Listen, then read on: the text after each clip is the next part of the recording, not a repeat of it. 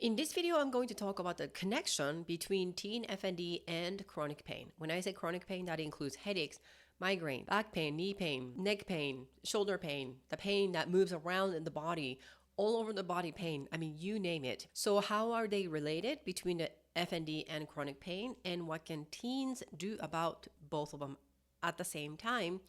Luckily, there's an answer. So let's dive in. Hi, I'm Dr. Lee. I'm a pediatric health psychologist and the founder of Teen FND Academy, an innovative online group coaching program that helps a lot of teens with FND and their parents resolve the condition. So when it comes to chronic pain and FND, it's very close to my heart. So a bit of a backstory here. I grew up as a competitive dancer and I suffered from chronic pain myself, among other medical conditions. Obviously, this was like decades and decades ago, right? So when I was a teenager myself, I just didn't know what it was that I was dealing with other than runner's knee, inflammation on the knee. I mean, whatever the medical condition that you can think of, I probably had them all. And it's really resulted into having these medical procedures. I was constantly on these pain meds and getting monthly injections, and steroid treatment and all of the stuff, just so I can stay above the water and sort of survive while I was competing very heavily. I mean, I was dancing all day, every day for several hours. And I just thought that was my life. It was miserable, but I just had to just suck it up and do it. What else was an option?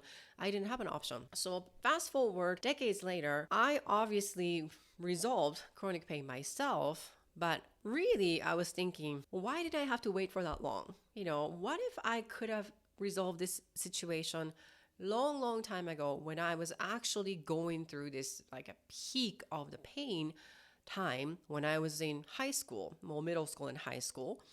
And so that became my mission to really help these teens. Like, look, you guys don't need to wait until your 20s and 30s and 40s and 50s or forever to live your life feeling very limited. So originally, I created Teen Chronic Pain Academy, focusing on the chronic pain. And guess what? Lo and behold, by then I was already having a lot of patients with FND and chronic pain at the same time. And so what happened was people who came to my online program also had both FND and chronic pain at the same time. So it went through iteration of changes, and now it's a Teen FND Academy that consumes also the chronic pain part. All right, so that's a little bit of backstory here. So what exactly is FND to begin with? And again, until FND becomes a mainstream, like everyone knows or at least have heard of it, so there's no question about what is this, kind of thing, I will continue to educate everyone under the mother, okay? So bear with me. What is FND? It's an umbrella term to describe this cross-wired problem between the brain and the body, even though your teen brain and the body are physiologically and structurally okay. It is oddly very common diagnosis, if you can believe that, in neurology clinic, even though nobody really knows about it. And no, it's not just one thing that is causing the FND. It is a biopsychosocial problem. And I have tons of videos talking about what biopsychosocial phenomenon is, but that is FND. So what is chronic pain? Chronic pain by itself is a type of a pain, but it's not same thing as acute pain.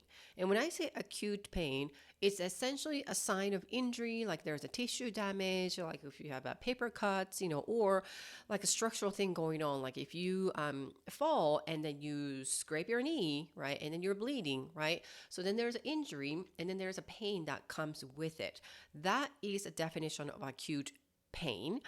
And usually just short term because of that. And when the injury heals, then the pain goes away at the same time. So if you're having giant, multiple areas of injuries, usually the pain level tends to be really high because a lot of things are happening at the same time, right? And paper cut, even though it might be pretty painful, that pain level might be lower compared to somebody who has a broken bone, for example. So again, the sign of injury comes with this acute pain, and that's why a lot of doctors are asking you, like, what's your pain level? Where is it? What kind of pain is it? That kind of thing. So those are all acute pain. Now, the chronic pain, it sounds simple I mean, it is actually simple, but it's not that simple. All right, so let me walk you through. So chronic pain is essentially the pain lasting for technically more than 3 months or longer, and it can be less than that, which I'm going to talk about, because it can be also considered chronic pain if, let's just say, you have an injury and then you start having the pain. The injury itself has healed, but then the pain continues to go. That is essentially also a sign of chronic pain, even though the injury healing time has been less than 3 months. And then, so pain lasting for a long time, right? And then the second part is this pain is actually interfering with your daily functioning.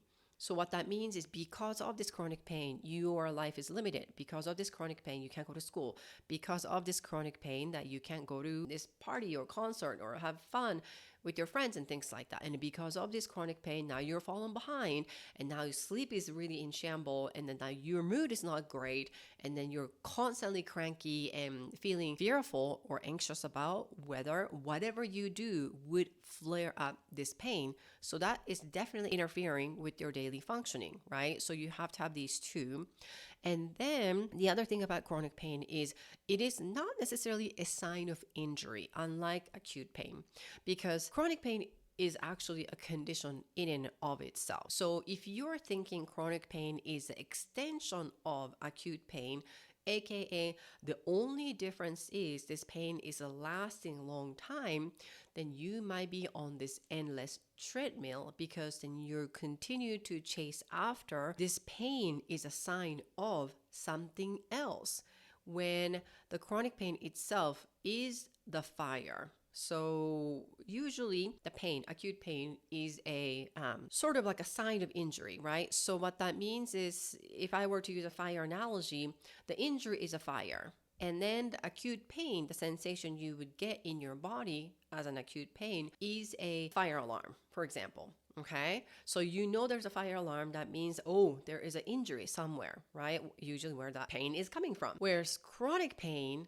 a lot of people think it's the same thing. The chronic pain is a pain, therefore it has to be a fire alarm for something else. Where is this fire? So as long as I can find this fire, then I can get rid of this pain. When in fact, chronic pain itself is the fire. Okay, that being said, let me make this very clear. Just like FND, chronic pain, whether it's an acute or chronic, pain is real. Okay, all of your pain that you're experiencing, whether it's a headache or migraine or back pain or knee pain that I was experiencing, they are all real. It's not in your head. Let me make it clear. When I say that, the brain is in your head. Okay, however, you're not making things up. I hear you. I don't really care what other people say. I don't know who the other people are, like doctors or I don't know, whoever. But I believe you when you're the team that I work with and then saying that you have FND and also this chronic pain. I believe you, all right? So this is not about the debating whether the pain is real or not. All pains are real, okay? And so then here's a deal. How is this FND and pain? They go hand in hand and go together, because they do. So what's happening is both FND and pain, well, first of all, they're happening in your body. So there's that, right? And then people with FND tend to have this higher sensitivity to this sensory input. So the pain sensor is, I don't want to say like super big, but very sensitive, so again, you're not making things up, but it's just the neuroscience of it. So that's why you detect this pain probably more so than other people. And then between the FND and a chronic pain, both of these conditions are the dysfunction of autonomic nervous system and the brain-body communication issue. So did you know the chronic pain, the pain sensation, even though it's happening in somewhere in the body or maybe in your head, however, the pain signal is literally coming from your brain, technically central nervous system, so the brain and spinal cord. They are absolutely included.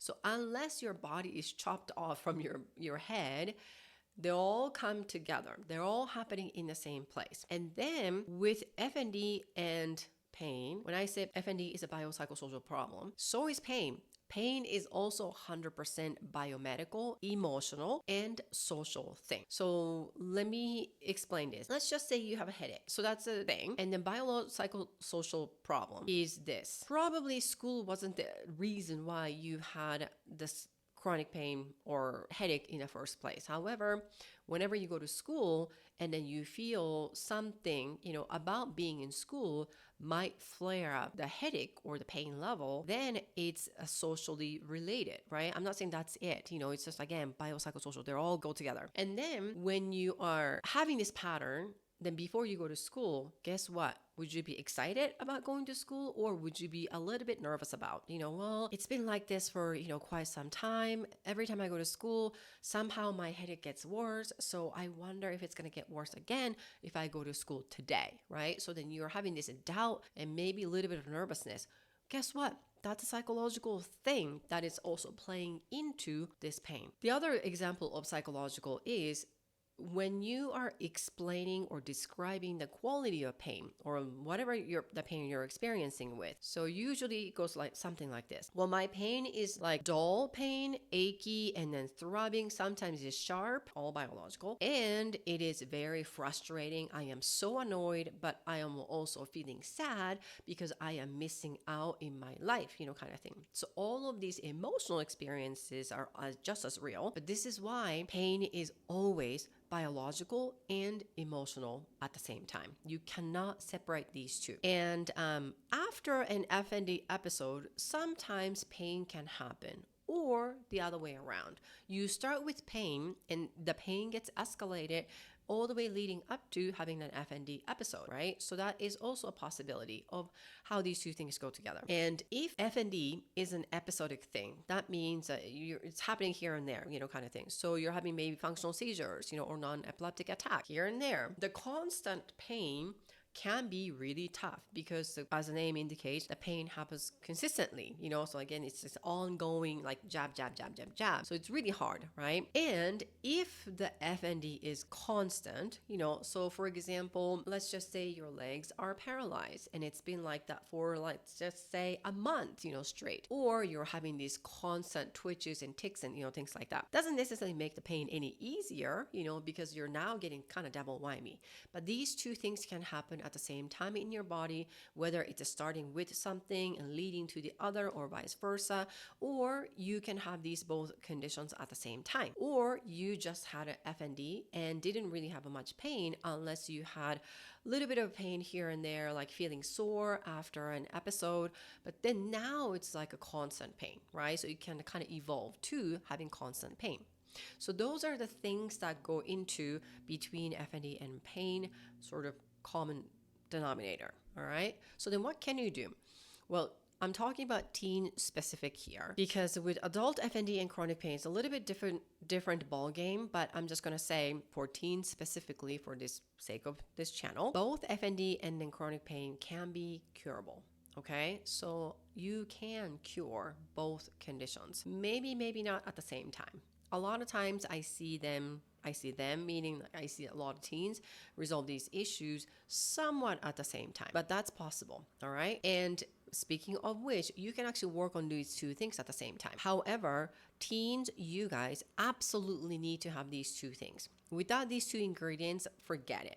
One is having this sense of self-agency. That means that you have to have a sense of control for yourself, your mind and body connection, okay? So that's number one. And then number two, you also have to have an increased level of self-awareness.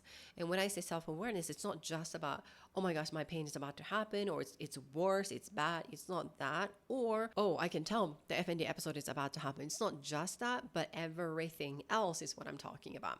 Okay, so those are the absolute two ingredients you have to have.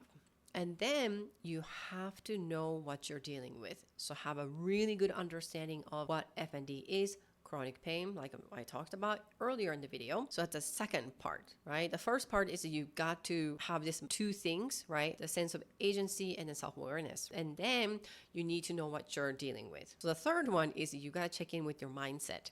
So what that means is, are you basically settling with this idea that FND and pain are something you're going to be having for the rest of your life? So might as well just learn to cope with it or learn to live with it. Or are you actually ready and willing to fight for your life. So then you can be done with both of them. So check in with your mindset. Either of them, there's no good or bad or right or wrong. It's really about what you want, right? So what you want is, no, this is kind of who I am. So I'm just going to live like this, but I'm just, needing to have a lot of accommodations around me for the rest of my life. Well, that's one way of living, right? The other one is, you know what? I don't like the way it is. Therefore, I'm just going to fight for getting my life back, kind of thing. So either one is possible, but you kind of have to check in with yourself and then make up your mind. All right. And then the nitty gritty part is that you have to learn to regulate your nervous system, because again, both FND and chronic pain have a lot to do with the dysregulation of your nervous system and the brain-body connection, right? So starting with, up-regulating, down-regulating, I have a lot of videos about that too, but just to give you a high-level thing, that not only you have to learn how to kind of turn down the volume of fight or flight, but you also need to sort of increase this withdrawn, sad, depressed, that kind of thing too, right? So you don't want to keep going down and down and down. By applying these relaxation strategies, sometimes you need something else to uplift yourself, or having something joyful and then fun and laugh, stuff like that. And then you also at the same time start getting back to your life, whether you like it or not. This is not something that you just wait until everything is better, or whenever you feel good or whenever you feel motivated, then you're going to take action. It's the other way around. You have to be active and then you feel better. All right. So that doesn't mean that you just need to jump into the pool like right away, but it's more about the small things with baby steps. And I always talk about this in my program, Teen FND Academy, 1% of your challenge every day. Just 1%. So the bottom line is you're not going to be having any more of this 0 day.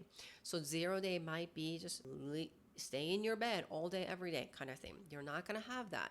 Maybe for you, if that's where you are, your 1% is getting up and getting out of bed. Maybe that is your 1%. But hey, that's better than a 0, right? So the mindset is, if you are wanting to fight for getting your life back, then you have to commit yourself. Okay, I am going to commit myself that no more 0 day. That might be the start. Okay.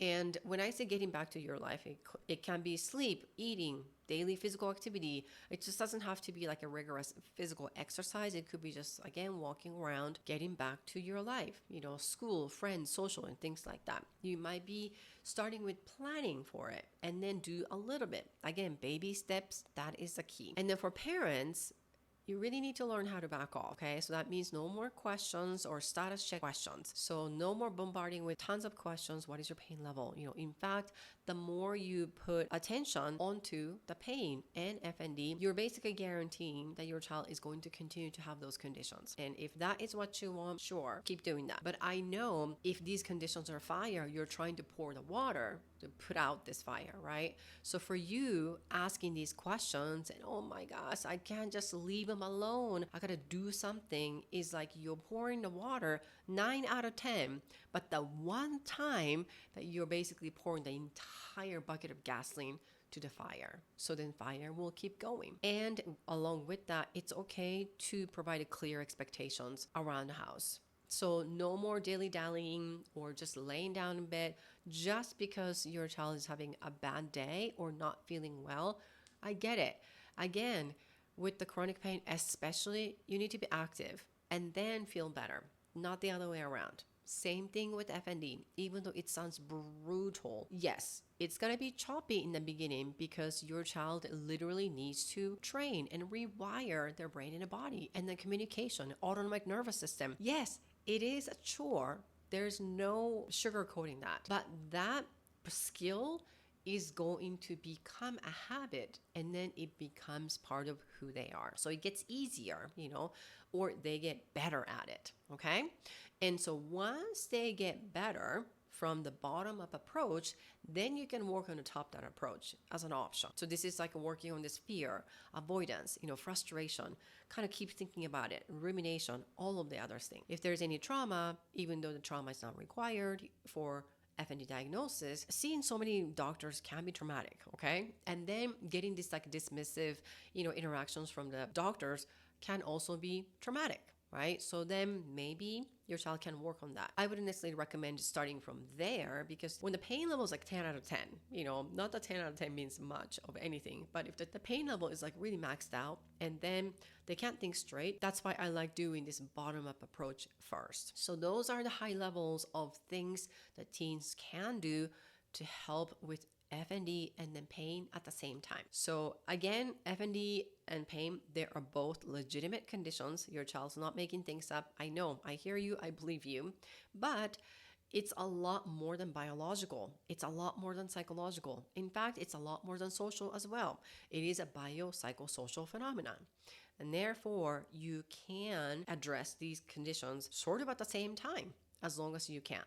All right. And then which leads to you kind of have to work with the specialist, of what they're doing, right? So then you are taking the right approach instead of trying to do this piecemealing together, like doing this service and that service, sort of like a DIY style. Again, maybe that's what you have been doing for a long time or as long as you could.